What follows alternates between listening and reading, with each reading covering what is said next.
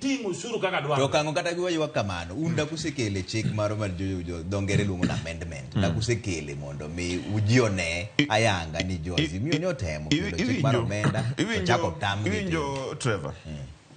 Pile wasebedo kowacho kata jotendo wacho. Raila Amolo Odinga, Martha Karua, Kalonzo Musyoka wacho pile.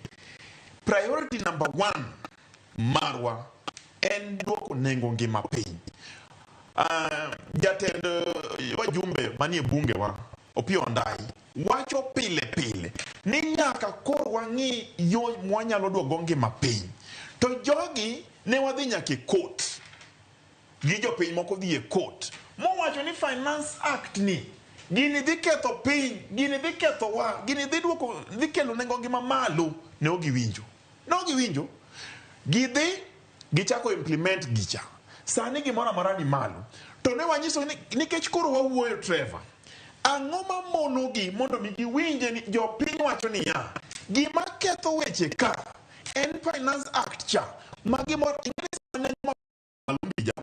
To kende ni gimoro malo. Tidhi kati cha olose gi weche mag masin matiyo gi mafuta. Nengo ni malo. Kidhi idho matatu, nengo ni malo. Kidhi tero nyathi school, nengo ni malo. Kidhi ng'iewo koti koti morwako mar milioni, nengo ni malo. Gigi duto tero ngima malo. Koro wano mbija wasewacho e bunge, wasewacho oko, wabiro nuoyo, wabiro wacho kata kiny ni gima duong'.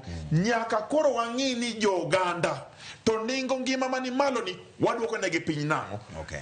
E od bura kacha kumae marach ombija jogi no dhi orikni to dhi okawo nyaka wajumbe wa moko. Giwuondo ni kubiro State House ka wabiro miyo chai gi mandas to kiwuok wamiyo maendeleo iso ofukuni. Wan pok waneno maendeleo miso ofukuni dhigo madhi duoko nengo ngima piny. Pok waneno. Koro e od bura kacha be gin gi jowa moko ma gimako. Gimako tesre. Ok gidwa ni mondo ogokura kone. Koro gidilgo. Emomiyo kelo gicha kucho chonde be samoro ketho sama. Okay, omulo tiere joma penjo kaendi. Ma endi Charles Akuro.